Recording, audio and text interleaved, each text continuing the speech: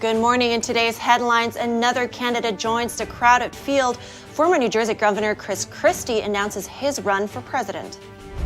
Mike Pence becomes the first former vice president to challenge his former running mate.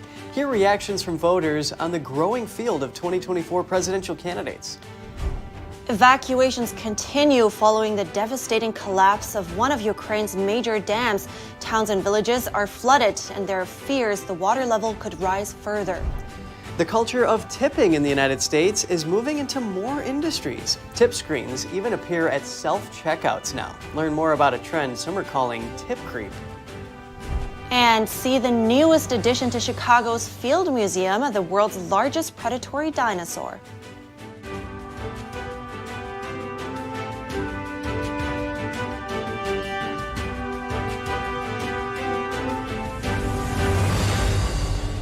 Good morning. Welcome to NTD. I'm Kevin Hogan. Good morning, everyone. I'm Evelyn Lee. Today is Wednesday, June 7th. Former New Jersey Governor Christie has an interesting story.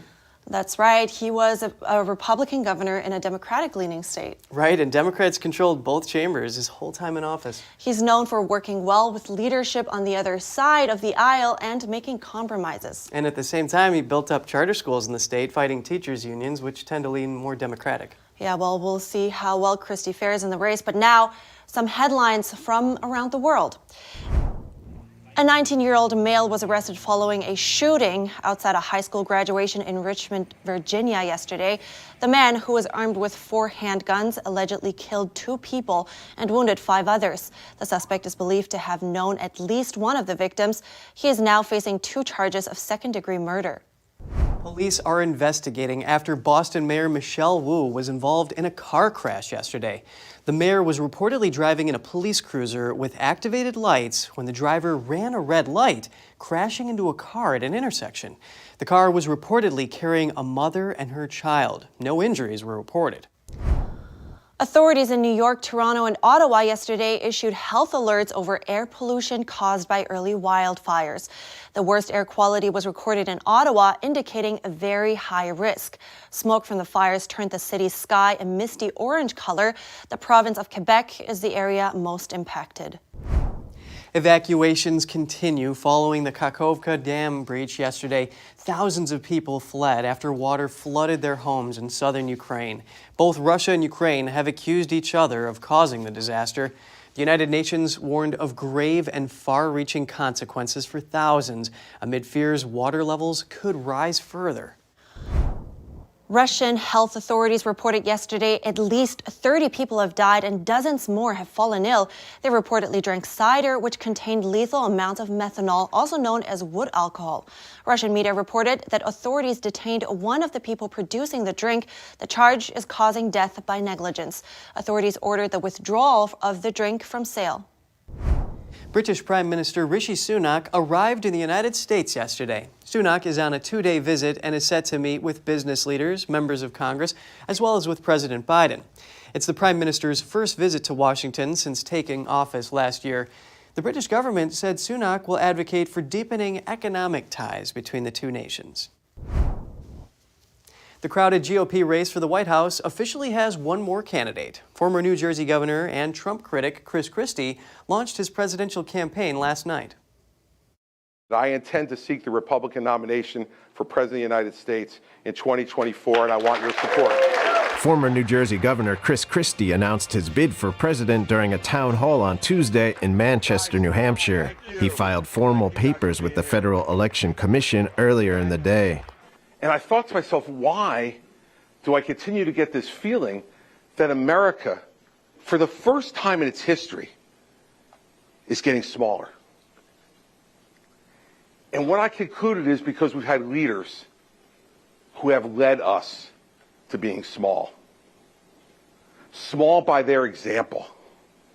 Christie has been a vocal critic of former President Trump. In his speech, Christie criticized both Trump and President Biden for dividing the nation, and he said he's not afraid to directly confront Trump, arguing that he's the only one who can stop him.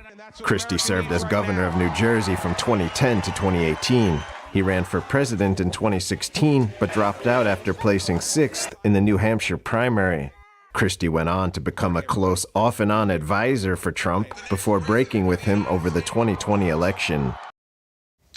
Former U.S. Vice President Mike Pence is formally launching his campaign for president today. That will be at a town hall event in the early voting state of Iowa. Pence filed paperwork for his presidential campaign in 2024 on Monday. NTD's Jeremy Sandberg has a look at what Iowa voters think about his chances in the GOP field. Former Vice President Mike Pence set up a historic challenge to his former boss when he declared his presidential campaign this week. He'll be the first VP ever to issue a direct challenge to their former running mate. The 2024 GOP candidate will speak to voters at a campaign stop in Ankeny near Des Moines, Iowa on Wednesday. If Pence would come out and say some level-headed things, he might stand a chance. Pence joins a growing field of Republican candidates, which includes former President Trump, Florida Governor Ron DeSantis, U.S. Senator Tim Scott, and former South Carolina Governor Nikki Haley, among others. I think Pence has a really great heart, and I think he's very intelligent, but the whole pool is probably one of the best pools I've seen for candidates ever. Some voters feel Pence distancing himself from Trump would be a good move if he wants to win. I think he needs to distance himself from quite a few of the Republican candidates if he wants to get votes from normal people. Pence has condemned the January 6th breach at the Capitol and says Trump was wrong to ask him to overturn the election. He called Trump's words reckless and an endangerment to his family and others at the Capitol. I think a lot of them think that he didn't do right for Trump, but we don't know what happens behind the scenes, right? Politics is politics. Only 6 former U.S. vice presidents have been elected to the White House, including President Biden, who is running for a second term. Jeremy Sandberg, NTD News. We'll be live streaming Pence's Iowa campaign event today on our website. You can find it at ntd.com/live. It starts at 1 p.m. Eastern Time. With the GOP field continuing to grow, Republican voters have a wide range of candidates to choose from. Here's what voters in Manchester, New Hampshire had to say about some of the 2024 presidential candidates. It's exciting. There's a lot out there, a lot of Republicans. I think a lot of people are kind of discouraged with Trump being the front runner, and it's going to be exciting for the GOP this year for sure. I'm on a fixed income and I work part-time, and I'm not making it very well. So I want somebody in there that's going to help the people, and never mind corporate America that are just greedy people, as far as I'm concerned. And I kind of like Trump. Trump might have been a womanizer, but he got things done. That's the reason why I like Trump. That's who I'm voting for. When he was in before, although he caught hell the whole 4 years, and I don't even know why he stayed, the way people treated him, I lived a lot better. And I thought he did a lot for this country because he's not a politician. He's a patriot. Nikki Haley, I think, very, very strong candidate. I think it'd be cool to have a first woman president. I like Nikki a lot. I don't think Pence is going to have much of a chance. I just didn't really like what Donald Trump did last time, but, maybe Donald Trump will be different this time, but, who knows? We'll see where it goes. Coming up, Florida is pushing back at accusations of kidnapping and false imprisonment in the case of illegal immigrants flown to Sacramento. And Americans owe $1 trillion in credit card debt. Will it get more expensive to have that debt? We have the answers after the break.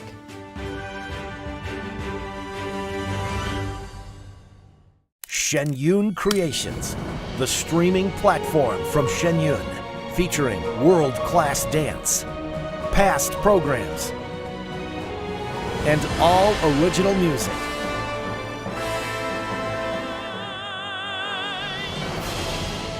Masterclasses, behind the scenes, comedy, and more. Explore shenyuncreations.com. I don't think that many kids in my son's school even do it. He makes fun of his friend who vapes. He would never try it. She's into soccer. She's on the honor roll. She's just not the type. No way. No way. No way. No way, my kid would never vape. Get your head out of the cloud. Today, nearly 8,000 kids will start vaping. Maybe even yours. Learn about the dangers at talkaboutvaping.org.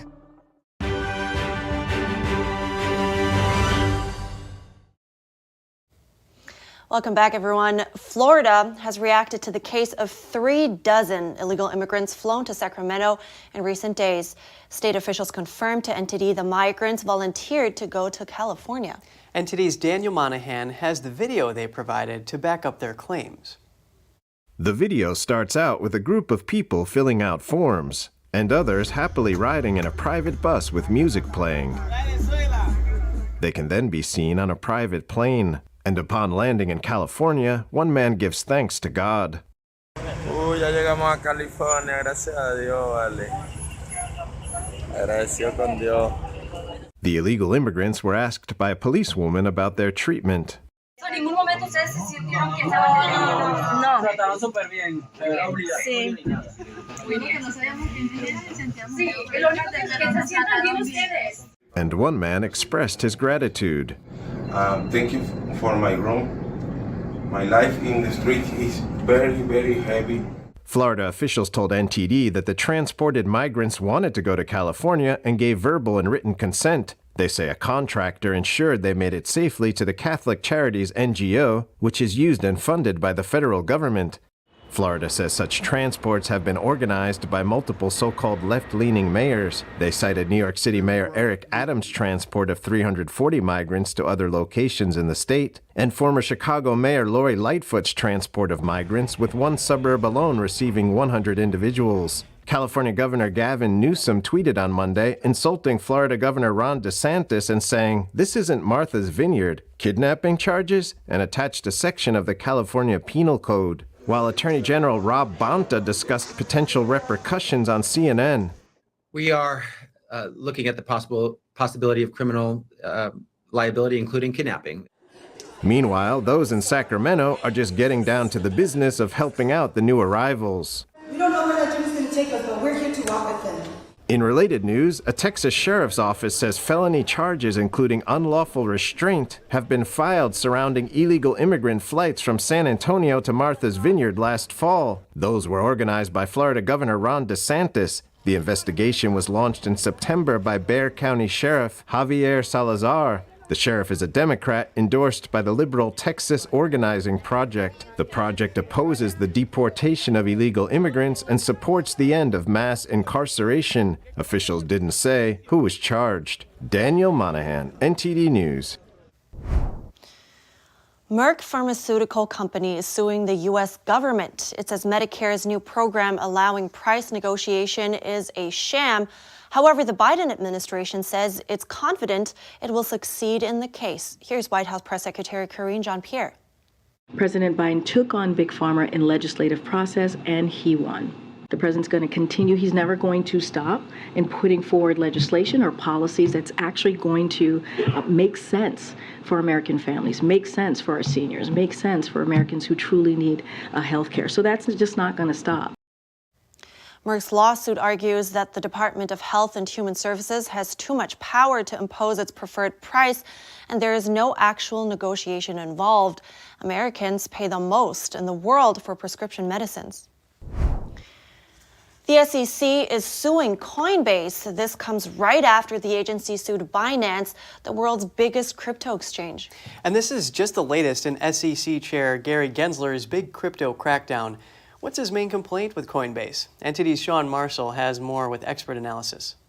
The SEC is suing Coinbase, the second major lawsuit against a cryptocurrency exchange in just 2 days. The agency sued Binance a day earlier. SEC Chair Gary Gensler says Coinbase illegally operated as a securities exchange without registering with the SEC. Coinbase CEO Brian Armstrong responded that there is no clear rulebook about crypto. He says the SEC is taking a regulation by enforcement approach that's harming America. SEC Chair Gensler addressed this complaint on CNBC. There's been clarity for years. The investing public has the benefit of the U.S. securities laws. Crypto should be no different. And these platforms These intermediaries need to come into compliance and protect the investing public. The Coinbase CEO argues that there's no path to come in and register. He says he even repeatedly tried to. He also says the SEC and the Commodity Futures Trading Commission have made conflicting statements on what is a security and what is a commodity. You're dealing with complex digital asset products, and the truth is that the legal and regulatory framework that exists today, it isn't well shaped in order to both support innovation and development of the industry, as well as to balance that with consumer protection and market integrity. Gabrielle Coos is the CEO of the Global Digital Asset and Cryptocurrency Association. She formerly worked at the World Bank. Coos believes cryptocurrencies are new technology that aren't regulated well by old securities laws. And as a result of Gensler's regulation through enforcement, she's seen hundreds of crypto firms leave America. But even though crypto is a new technology, much of it still functions like an old-fashioned security. The reality of how it's being used by the average person and the average investor on a day-to-day basis is they want to go onto Coinbase, they want to invest $1,000 into one of the various cryptos, whether that's Solana or Ethereum, and they're hopeful that the price will go up. John George Aris is a partner at Warren Law Group. He's been working with the SEC on securities-related issues for the past 10 years. Aris says crypto has the potential for more widespread application, but mostly people are just buying it and hoping the price goes up, and therefore they need protection. Sean Marshall, NTD News. Americans owe $1 trillion in credit card debt. It's been climbing continuously except for a dip during the pandemic. So how did we get here, and will it get more expensive for Americans to have that debt? I spoke to an economist. Joining me now is Pete Earle, an economist at the American Institute for Economic Research. Good to have you, Pete. Credit card debt has been climbing now for a while, every year, except for maybe a dip during the pandemic. Now, what do you think is driving that, and how did we get here? There's a couple of reasons why credit card debt has been rising so much. I mean, it was already pretty high before the pandemic, but since the pandemic, there's been several factors which have really pushed it up. One is that a lot of people experienced job losses, reduced work hours, and business closures because of the lockdowns and the other political responses to the pandemic. The pandemic also brought for many people unforeseen circumstances, medical emergencies, sudden bills they didn't expect. There was uncertainty when the lockdowns were put in place, and that led a lot of people to deplete their savings and then have to rely on credit, and just a number of other factors like that. I mean, another thing I have to mention is that the rise of inflation over the last year has driven up the interest rates on those credit cards. So it's a whole bunch of factors which has led to this record amount of debt that we see today. Now, what does that mean for our economy then, if that means so many people are in debt? So we're already seeing individual bankruptcies climbing. They're up 18% year over year at this point.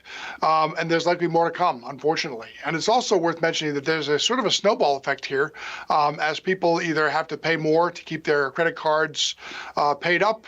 And as people file for bankruptcy on the other side, that puts a lot more pressure on firms. And if we see a rise in firm bankruptcies and that sort of thing, I mean, it all snowballs towards a slowing economy. Do you think in the future that the debt will get even more expensive? Where are we headed there? So credit card rates have risen. They were about 16, 17% before the pandemic. They're now hitting an average of 22 to 24%. In terms of debt, I mean, I think credit card companies will continue to offer it. I mean, whether or not people pay it or take on more debt is another issue. But I think we're also going to see some recriminations politically.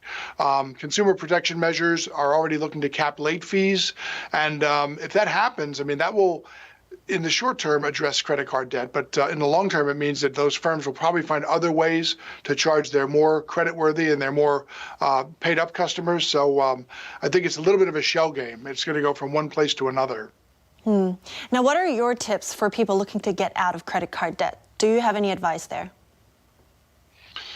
Well, I mean, it's difficult because it used to be that people undertook a lot of credit card debt to pay for extraneous things like going out to dinner, maybe vacations and that. But during the pandemic, a lot of people began taking credit card debt just to make their standard bills, mortgage, groceries, that sort of thing. For people who are still doing that, it's very hard to tell them to get out from under it or how to. But I guess the biggest thing is to keep a budget.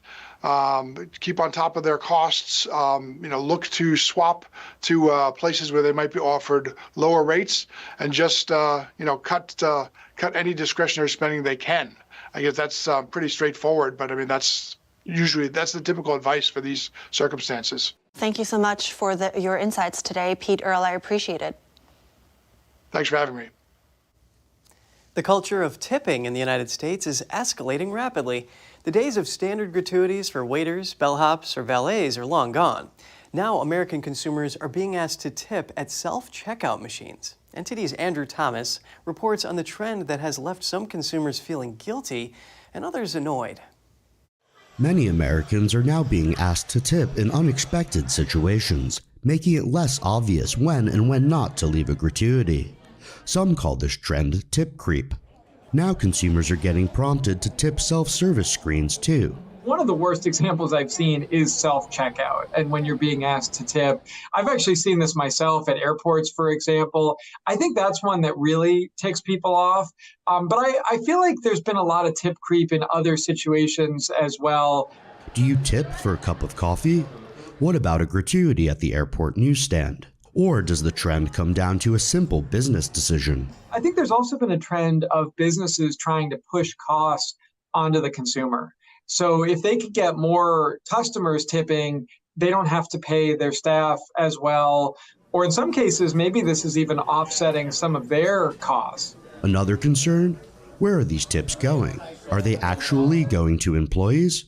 Or are they getting pocketed by unscrupulous managers and executives? Tipping is supposed to go to the employee, but like that self-checkout example, who's that really going to? I mean, is that just feeding the business's bottom line? That's a concern that some people have.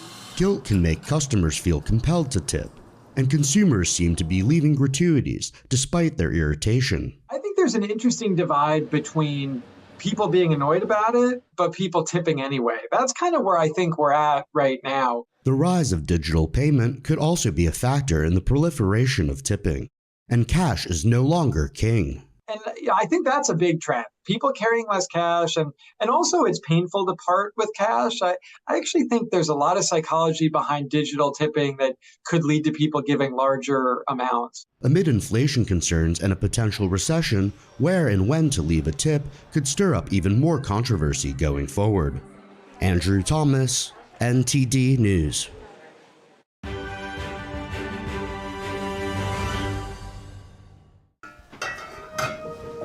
Hey, I told you enough of that. But look, this is different. It's Ganjin World.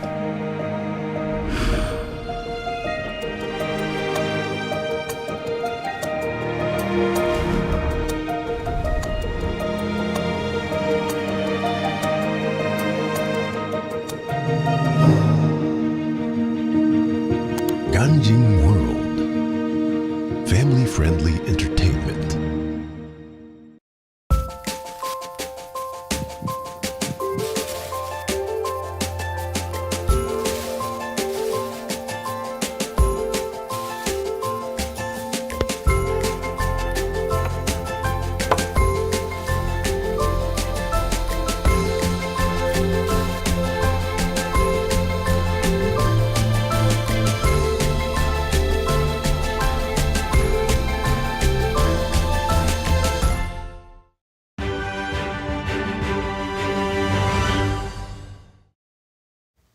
Good to have you back. Chicago's Field Museum has a new addition to its collection. It's the world's largest predatory dinosaur, and it's just in time for the summer crowd. NTD's Angela Moy has this story. Chicago's Field Museum unveiled the world's largest predator dinosaur discovered so far, a Spinosaurus. Scientists believe it's a semi-aquatic predator that roamed in the rivers of northern Africa 95 million years ago. Matteo Fabri, the museum's researcher, explains the evidence.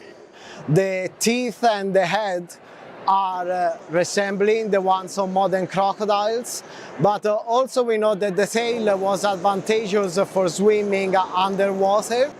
Moreover, the skeleton was very dense. It means that there was a lot of bone density that is used for buoyancy control and therefore to go underwater, as in modern animals such as penguins, crocodiles, and hippos. Ben Miller, the developer of the exhibition, says suspending the dinosaur 12 feet above the ground in a swimming pose symbolizes its reign as a prehistoric river monster. We think that this was a fish-eating animal that spent most of its time in the river. So you imagine something like a really big crocodile catching fish, hanging out in the river. That's what this thing would be spending its life doing. The rear cast is 46 feet long and was built in Italy from fossils found in the Sahara Desert. It's just this big, gnarly, cool dinosaur. That's why we have it at the entrance to the museum. We want to get people really pumped up and really excited about the natural world, not just today, but 95 million years ago when this thing was alive.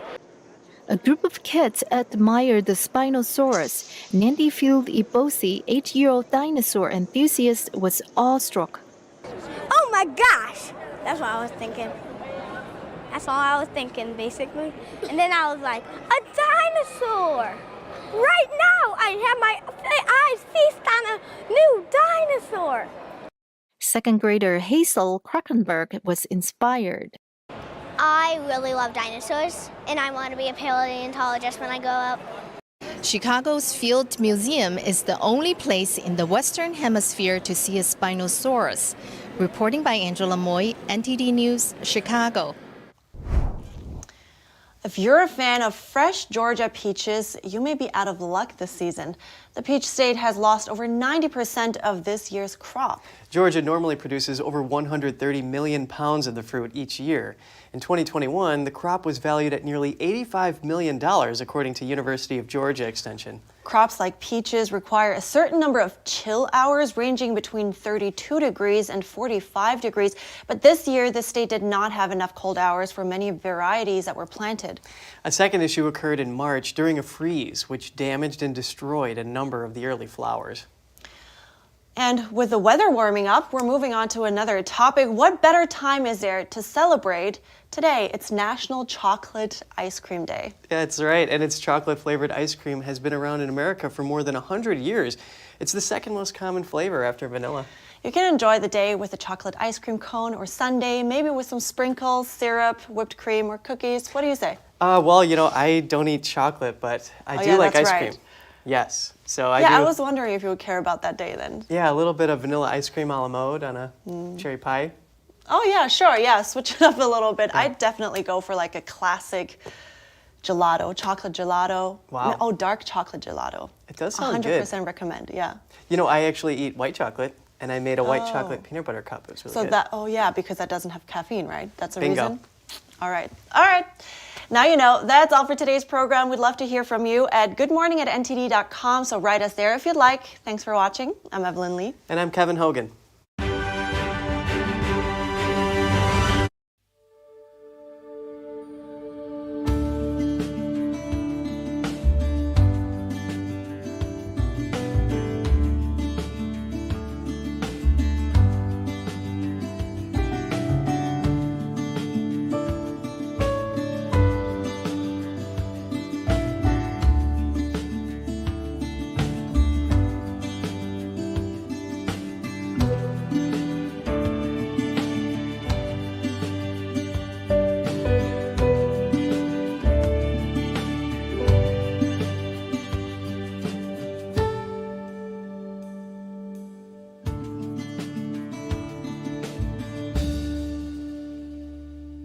Thanks for watching us on YouTube. Did you know YouTube only keeps selective videos on its platform? So if you want to make sure you get the full picture, just subscribe to our newsletter.